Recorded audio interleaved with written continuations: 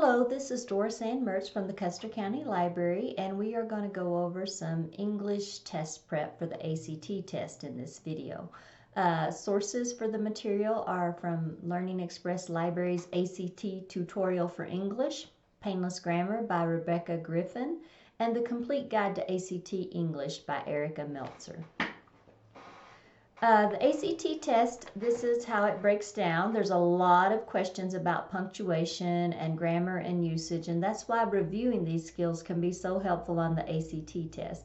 They also test your rhetorical skills, such as how to organize, some stylistic things, how to keep the proper tone, where to place a sentence in the essay. So those are some of the things tested. Basically, the test will have 5 passages with 75 questions overall. You get 45 minutes to do it in, so there's 9 minutes per passage, and you want to keep track of your time. You don't ever want to leave an answer blank. If you're getting close to running out of time, make sure you bubble in some guesses on the last few answers. Here's some general tips for the ACT English test. Read the whole sentence, not just the underlined portions. Also read before and after the sentence in question. And on this test, I just basically do the questions as I arrive at them.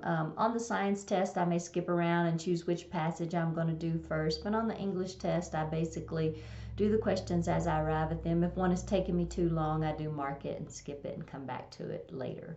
Okay, here's another tip. Whatever is not underlined is correct. So there will be an underlined part of the passage, and you can just assume if it's not underlined, that's correct. You can't change it. Choose the answer that works with that restriction.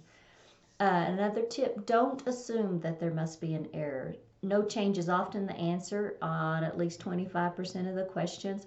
And sometimes you'll have no change be the answer so often in a passage that you'll start questioning if you're doing something wrong. But it is often the correct answer.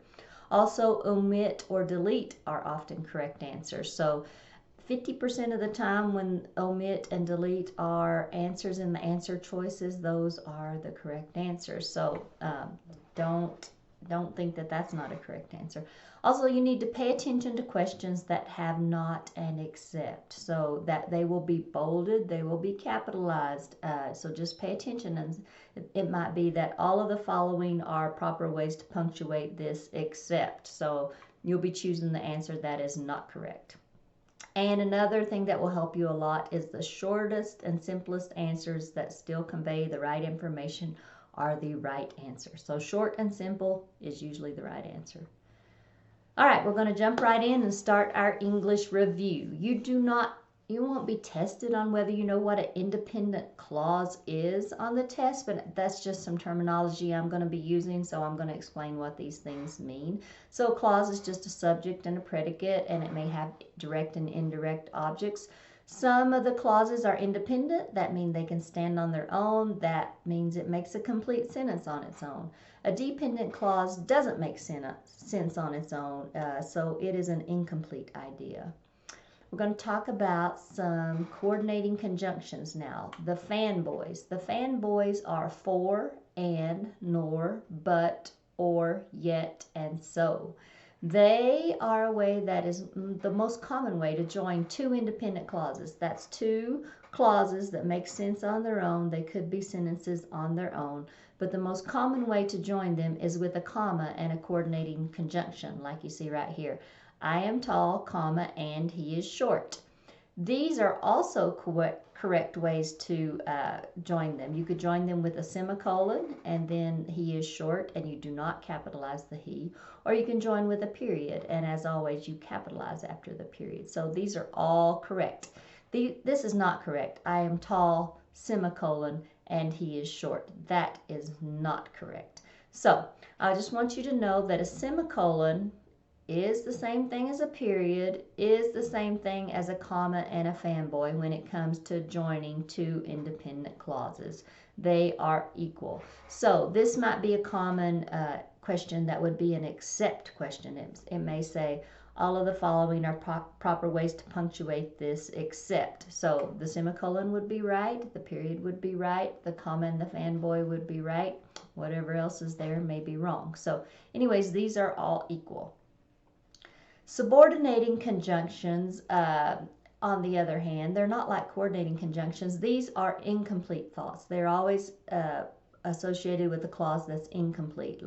And these are words like because, after, wherever, since. They don't make sense on their own, because you wouldn't say, because I was hungry. That does not make sense on its own. It needs another clause to make sense. Okay, subordinating conjunctions, you do not use a comma before them. So here this is wrong. I will walk home, comma, because my mom can't pick me up. Often people do this. They'll put commas before their because, but that is not correct. It's not correct before an if. It's not correct before any of those subordinating conjunctions we looked at on the other page. But you would use a comma if the subordinating conjunction is the clause that starts the sentence. So if you were going to say, because my mom can't pick me up, comma, I will walk home. Or if you're going to say, if you'll put butter on it, comma, I'll eat my spinach. So if the subordinating conjunction starts the sentence, you'd use a comma, but if it comes in the middle, there's no comma going to be needed before it. Correlated conjunctions are ones that are used in pairs. They are like either or, not only but also, neither nor, and both and. So if you're going to use the word neither, you're going to need the word nor, not or. So this is wrong. Neither Wesley or Elizabeth got a hit in the game. The right way would be neither Wesley nor Elizabeth got a hit in the game. All right, we're going to review some different cases where you'd use commas. We've already talked about in the case where you pair up with a fanboy to separate two complete sentences or two independent clauses. So I want pizza, comma, and he wants steak. That needs a comma, because I want pizza is a sentence on its own. He wants steak is a sentence on its own. You would not use a comma when you say I want pizza and steak, because this is not a sentence on its own. Okay, but you would use it to separate items in a list. If you said I want pizza, bread, a salad, and a drink, then you would use the comma. And for the purposes of the ACT, you always need a comma before the and in a list. So always have a comma there. The Oxford comma is used on the ACT test. You also use a comma to set off introductory words, phrases, or clauses like next Friday, comma, the committee will meet to discuss the proposal.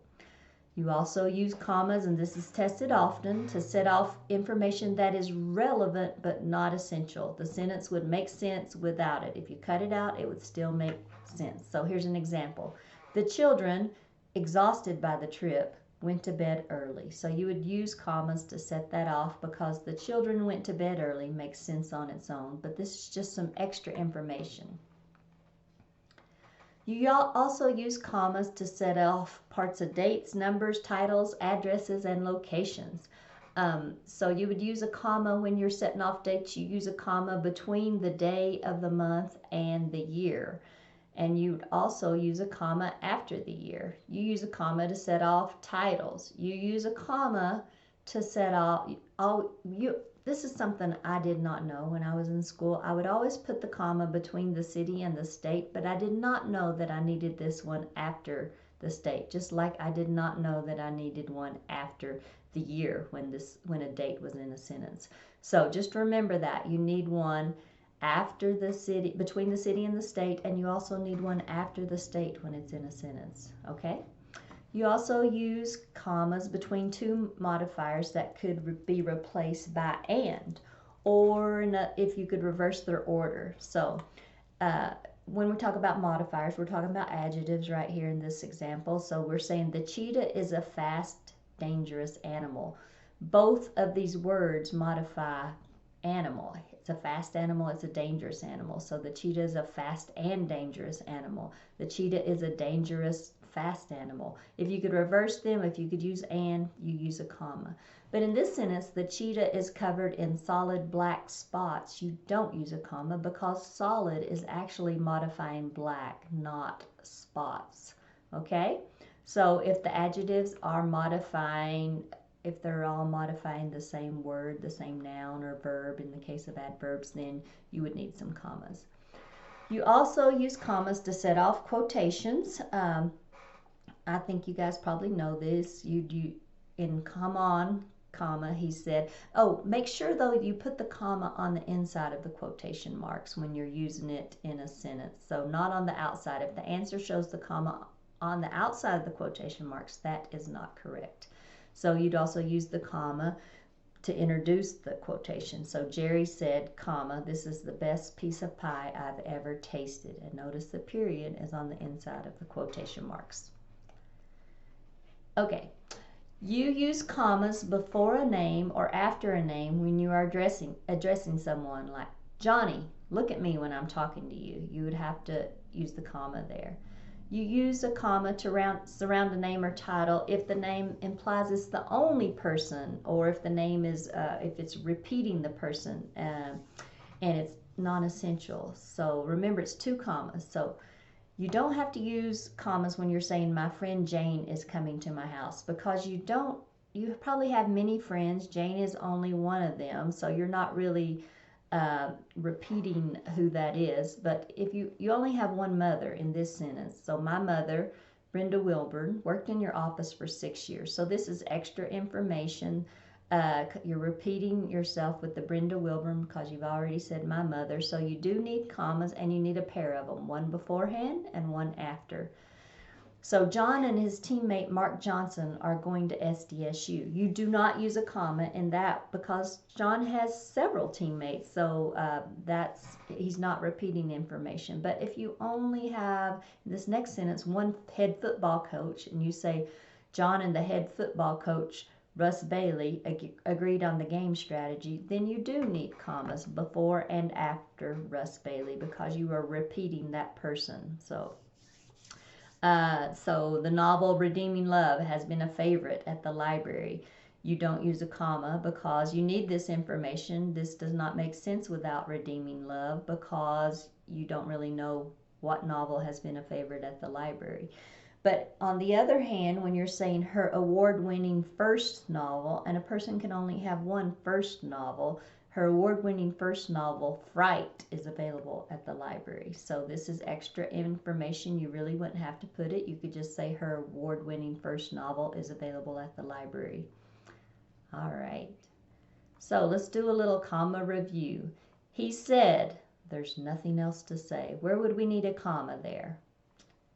We would need it after he said, right? We're introducing a quote, and we'd need a comma after he said. All right, here's the next one. I want to change majors, but I need to get my advisor's approval first. Where do we need a comma in that sentence? Yes, we need a comma between majors and but, because I want to change majors, that's an independent clause. I need to get my advisor's approval first as an independent clause. So this is a fanboy situation where we need a comma plus a fanboy. In this case, but. Did you notice, by the way, that she didn't even say hello? So we would need commas right here surrounding by the way that's inserted in there. We could take by the way out and it would still make sense. Did you notice that she didn't even say hello? And if you read this, you can kind of hear the pauses. Did you notice, by the way, that she didn't even say hello? So that's where the commas go. What about this one? What did you say, Louise? You would need a comma between say and Louise because you're addressing Louise. Also, you could rearrange it and say, Louise, comma, what did you say? But you need a comma when you're addressing someone either before or after their name. There's one thing, however, that I forgot to mention. Where do we need a comma? We'd need a comma surrounding however. You could take this word however out. You could say there's one thing that I forgot to mention. We're throwing this however in there. There's one thing, comma, however, comma, that I forgot to mention. I bought milk, eggs, bread, and butter. This is using a comma to separate items in the series. So we'd need one after milk, eggs, bread. So we need comma here, here, and here. I met my wife on July 5th, 1982, and quickly fell in love. We would need a comma after July 5th and after 1982. We met in Toledo, Ohio before she moved to South Dakota. We would need a comma after Toledo and after Ohio. All right. We're going to talk next time about separating extra information in 3 different ways.